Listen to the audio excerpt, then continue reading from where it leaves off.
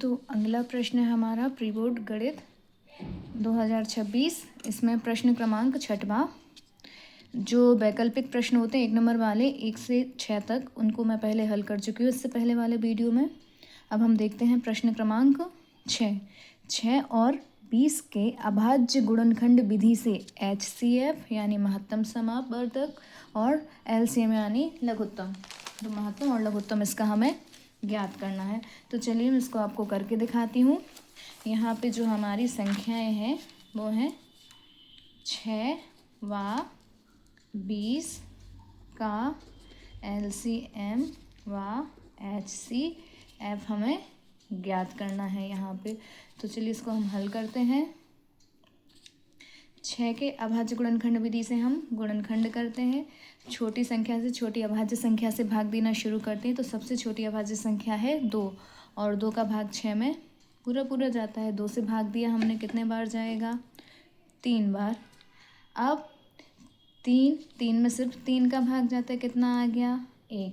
यानी यहाँ पे हमें 6 के गुणनखंड कितने मिल गए? 2 गुणित 3। अब किसका हम करेंगे? 20 का।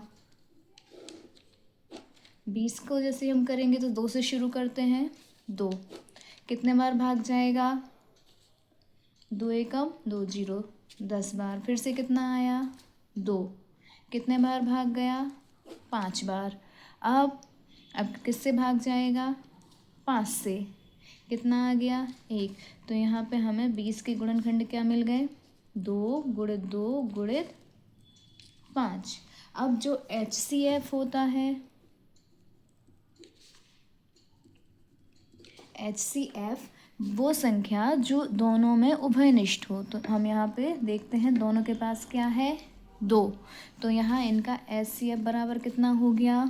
2। ये प्रश्न उदाहरण का है और अधिकांश प्रश्न आप जो देखेंगे 2 नंबर वाले वो उदाहरण से ही लिए गए हैं।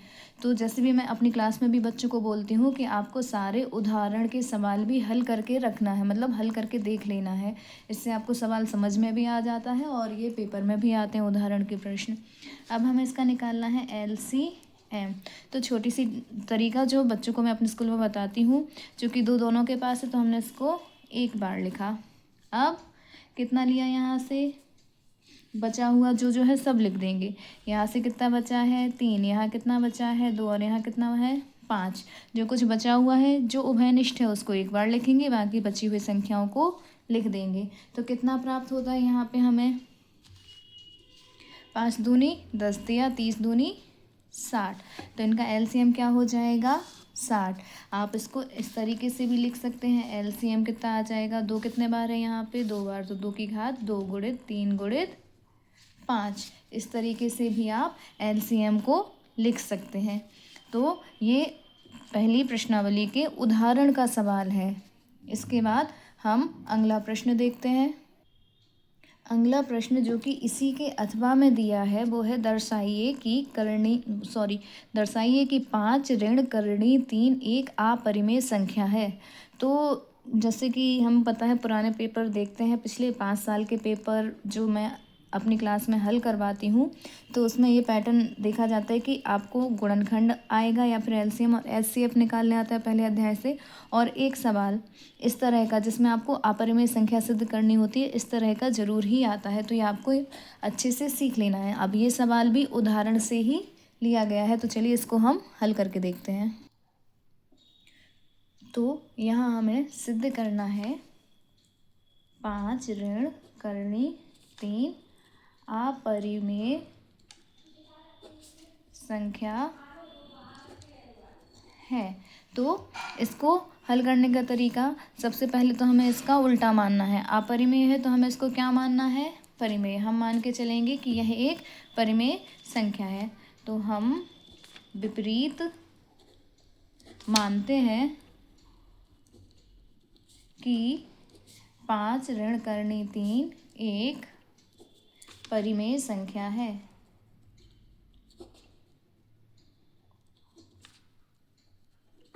अब चूंकि परिमेय संख्या है तो परिमेय संख्या का जो एक बेसिक हम पढ़ते हैं कि इसे A/B या P/Q के रूप में लिखा जा सकता है। तो हम इसको लिखेंगे, चूंकि इसे हमने परिमेय संख्या माना है, अतः संख्याएं ए बा बी को यहाँ पे हम हर लेंगे और परिमेय संख्या का नियम होता है कि हर बराबर नहीं होगा कहे के 0 के, हर यहाँ पे शून्य नहीं होगा। ऐसी सह अभाज्य संख्याएं, सह अभाज्य वह संख्याएं होती हैं जिनके मध्य उभयनिष्ठ सिर्फ जो फैक्टर होता है वो एक होता है, इनके मध्य और कोई उभयनिष्ठ संख्या नहीं होती, यानी कि किसी एक संख्या से दोनों में भाग नहीं जाएगा। तो इसको मान लेते हैं सह अभाज्य संख्याएं हैं कि अब चूंकि हमने कौन सी संख्या ली है 5 ऋण करनी 3, ये किसके रूप में हो जाएगी a/b के रूप में। अब हम यहाँ से पक्षांतर करेंगे तो 5 के साथ किसको ले आएंगे इस तरफ a/b को, यहाँ धन में या क्या में आएगा ऋण में, बराबर कौन बचेगा, इस 3 को करनी 3 को इस तरफ ले जाओ, धन ऋण का था यहाँ क्या में आएगा धन में, या इसको हम व्यवस्थित लिख लें तो करनी 3 बराबर 5 ऋण a/b। अब चूँकि यहाँ पे a और b पूर्णांक है और 5 भी पूर्णांक है, तो इस हिसाब से चूँकि a भी पूर्णांक है इसलिए 5 ऋण a/b एक कैसी संख्या होनी चाहिए, परिमेय संख्या, और ये किसके बराबर है करनी 3 के, अतः करनी 3 भी एक परिमेय संख्या है। लेकिन हम जानते हैं कि यदि कोई संख्या करनी के अंदर है और वो बाहर नहीं आ सकती, तो यानी वो पूर्ण वर्ग नहीं है, तो वो कौन सी संख्या होती है अपरिमेय। तो यहाँ हम लिखेंगे परंतु इस तथ्य का विरोधाभास प्राप्त होता है, इस तथ्य का विरोधाभास प्राप्त होता है क्योंकि करनी 3 अपरिमेय संख्या है, अतः जो हमने शुरुआत में संख्या ली थी 5 माइनस करनी 3 भी अपरिमेय संख्या है। ये इसका हल हो गया। अच्छा, इसमें कई बार हमें जो प्रश्न आते हैं वो होते हैं करनी 2 को भी अपरिमेय सिद्ध करने के लिए, कहीं करनी 3 को और कहीं करनी 5 को, तो इस तरह के भी आते हैं। तो आपको ये वाले सवाल बहुत अच्छे से सीख के रखने हैं, इनमें से एक सवाल पक्का आएगा ही आएगा। इसके बाद हम चलते हैं अगले प्रश्न पे। तो अगला जो प्रश्न है प्रश्न क्रमांक 7वां, इसमें संख्या 7429 के अभाज्य गुणनखंड ज्ञात करने हैं। तो इसे हम हल करके देखते हैं। तो ये है प्रश्नावली 1.1 में प्रश्न क्रमांक पहले का 5वां। यहाँ हम जब हल करके देखते हैं तो आगे किसी भी अभाज्य संख्या से भाग नहीं जाता, इसमें सीधा जो भाग जाता है सबसे पहले वो जाता है 17 का। तो सॉरी फॉर इंटरप्ट बेबी, उधर बैठो आप। सबसे पहले भाग जाएगा 17 से, तो 17 से इसमें जब भाग जाएगा तो हमें यहाँ पे मिल जाता है 437।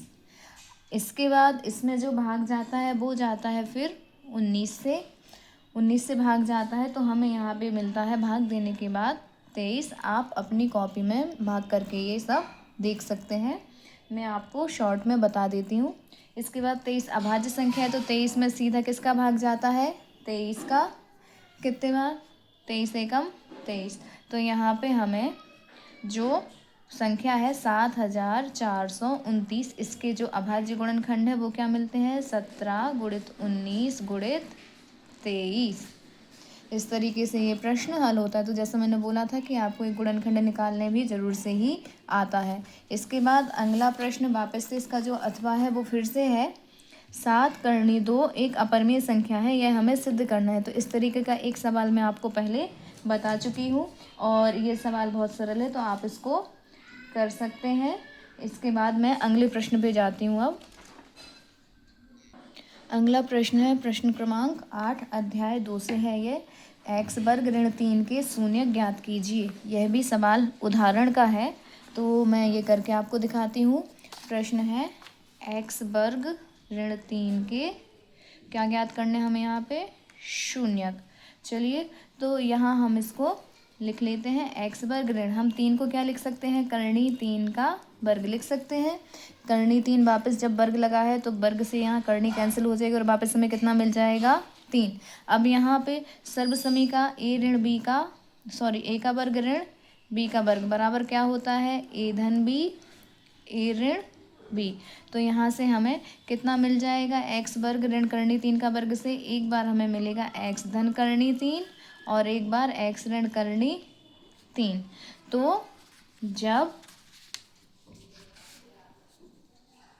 एक्स धन करणी 3 बराबर यदि शून्य होगा तो एक्स बराबर हमें कितना मिल जाएगा, यहाँ से ऋण का करणी 3, तथा जब एक्स ऋण करणी 3 बराबर शून्य होगा तो एक्स बराबर हमें कितना मिल जाएगा, यहाँ से 3। शून्य क्यों लिया, आप ये पहले शून्यक में पढ़ चुके हैं। तो एक्स बराबर कितना मिल जाएगा हमें, धन का करणी 3। तो यहाँ से जो शून्यक है वो क्या हो गए, करणी 3 व माइनस करणी 3, ये इसके क्या हो जाएंगे, शून्यक। इसके बाद अगला प्रश्न जो हमें यहाँ इसके अथवा में दिया है वो दिया है यदि बहुपद ए एक्स वर्ग धन बी एक्स धन सी के शून्यक अल्फा और बीटा हैं तो अल्फा धन बीटा और अल्फा इंटू बीटा के मान लिखिए। तो इस पे मैंने आपको इससे पहले एक वीडियो बनाया था और बताया था कि ये बहुत ही महत्वपूर्ण है और ज़रूर से ही आता है। तो हमें यहाँ पे बहुपद दिया है ए एक्स वर्ग धन बी एक्स धन सी, इसमें हमें क्या निकालना है, अल्फा धन बीटा, जो कि मैंने आपको बताया था ये होता है माइनस एक्स का गुणांक बटे एक्स वर्ग का गुणांक। आप मेरे वीडियो में इससे पहले एक वीडियो मैंने डाला था, आप उसमें ये अच्छे डिटेल से समझ सकते हैं। तो यहाँ पे एक्स का गुणांक क्या है, बी, चिन्ह का आएगा माइनस का, बटे एक्स का गुणांक है ए, तो अल्फा धन बीटा हो जाएगा माइनस बी बटे ए, तथा अल्फा इंटू बीटा बराबर होता है अचर बटे एक्स वर्ग का गुणांक बराबर कितना आ जाएगा, यहाँ पे अचर कितना है हमारे पास, सी बटे ए। तो यहाँ तक मैं सवाल कर रही हूँ, इसके बाद आगे के सवाल नेक्स्ट वीडियो में आपको पोस्ट करूँगी। Thank you.